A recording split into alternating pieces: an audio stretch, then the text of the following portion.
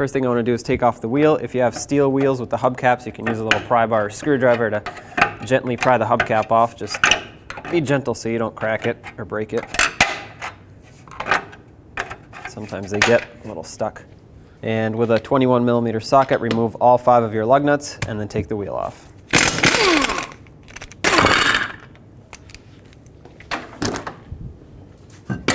Once the wheel's off, I'm going to break free the jam nut. That way the inner and outer tie rods can separate. There we go. Sometimes these are frozen on, so they might require a little bit more force or some heat.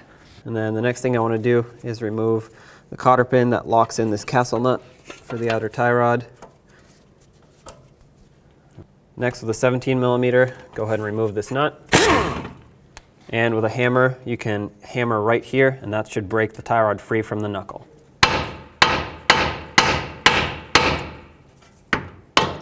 Perfect.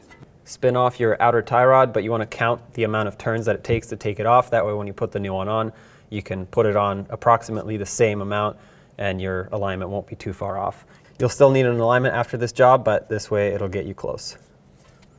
However many turns it takes to take it off, that's the same amount of turns that you want to count to put it back on. With my 19mm socket, I'm going to take off the jam nut so I can then slide the boot off. If the nut is really seized and frozen on there and you don't want to remove it, because obviously you're replacing this, you can either cut the tie rod or break the nut or do whatever it takes, but basically taking this nut off is the only way to get the boot off, so you're going to have to do it one way or another. Next, with some needle nose pliers, I'm going to grab onto the clamp that secures this boot here. The boot is kind of swollen around the end, so it's hard to take it off. But that's what's supposed to happen. Take that clamp off. Now on the inner portion of the boot, you'll see this piece of the inner clamp there. The easiest way to do it, because they're a single time use, is just to use a pry bar and a hammer and punch it right off. Usually it takes 1 or 2 hits. And once that's off, you can well, take it off, and the boot either will already pop off the steering rack or you can pop it off yourself, but you want to remove the boot at this point. If you do not have a new boot, which I don't, I'm going to reuse this one, you want to inspect it, make sure it's not torn or broken. It has a little bit of dry rot here on the end, but that's okay because it's before the clamp. The clamp goes right here, so this is going to be just fine. But if it is broken or dry rotted everywhere, then you definitely want to replace it. Otherwise you'll get water in there, and well, water makes things rust. Next, you want to unbend this washer right here. This is bent over to lock in the tie rod, and if you don't take that bend out, well, you're basically not going to be able to remove the tie rod. So use a pry bar and a hammer. And just bend the washer out a little bit. That should be good enough. And it's bent in 2 places, down here and then also on the top. Do the same to the top.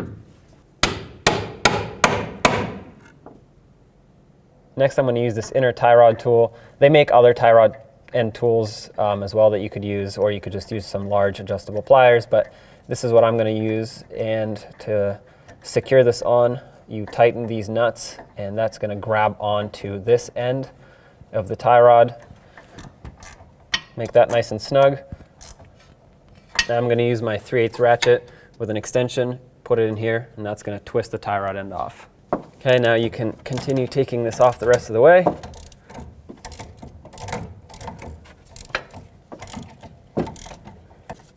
Before this completely comes off, it'll be easier for me to remove my tool while it's still somewhat held on.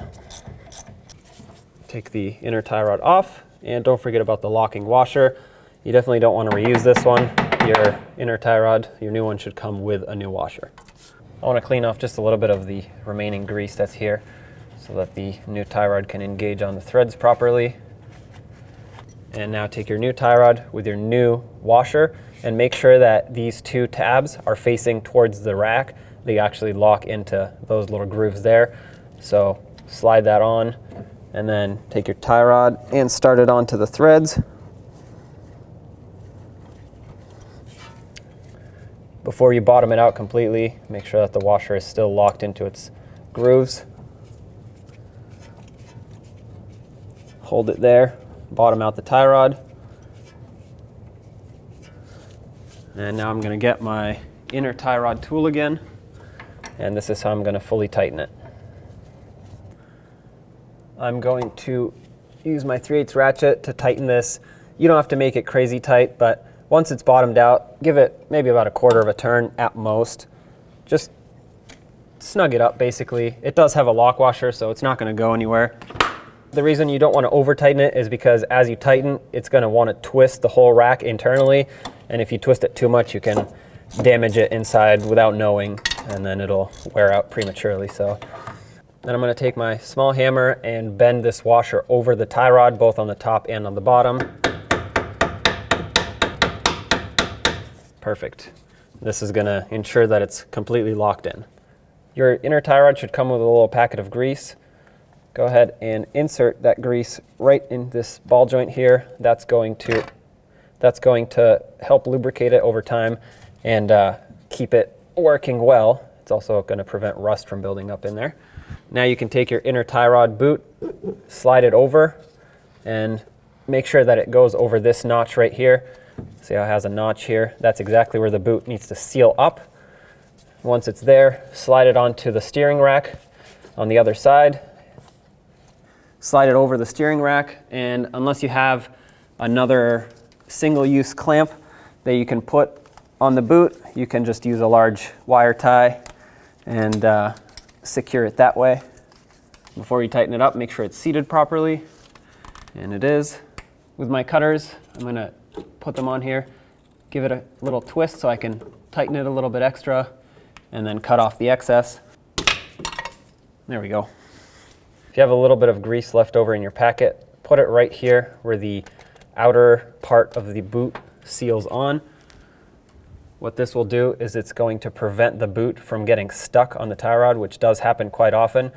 And if that happens when you get your alignment done, the boot is going to want to spin with the tie rod, and it's just going to be a little bit of a nightmare for your alignment professional. So that'll help in the long run. Now you can get your clamp. You can reuse your old one here as long as it still has spring tension. If it feels loose, definitely replace it. You can also replace this one with a wire tie if needed. My clamp was feeling a little bit weak, and so I'm going to replace it with a wire tie.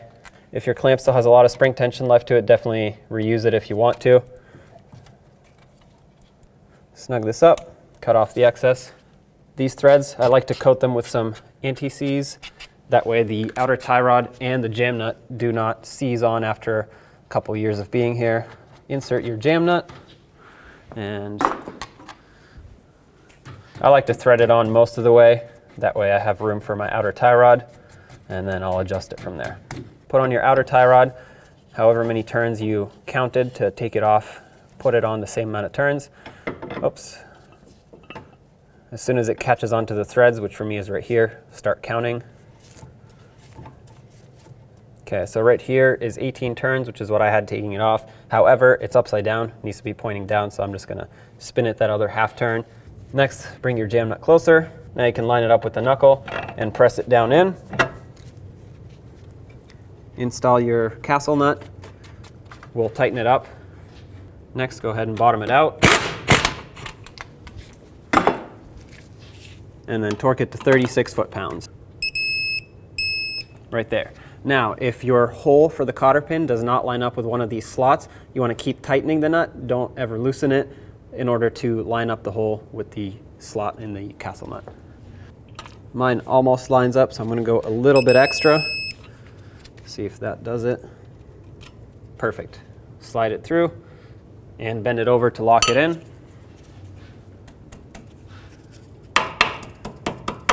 Perfect. To lock in the two tie rod ends, snug up the jam nut, make it nice and tight.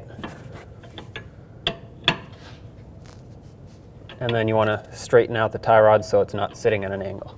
Go ahead and put the wheel back on. Start on all 5 of your lug nuts, bottom them out, and torque them to 76 foot-pounds.